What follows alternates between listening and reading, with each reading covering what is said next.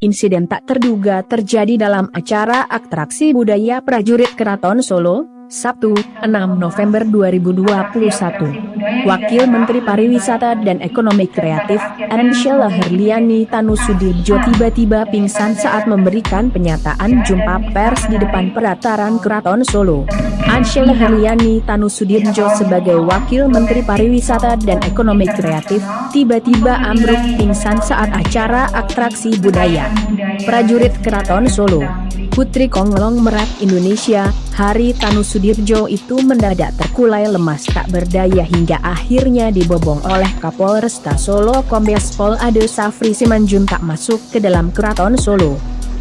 Matur sembah nuwun Kanjeng Gusti Pangeran Haryo Adipati Dipokusumo. Demikianlah doorstop interview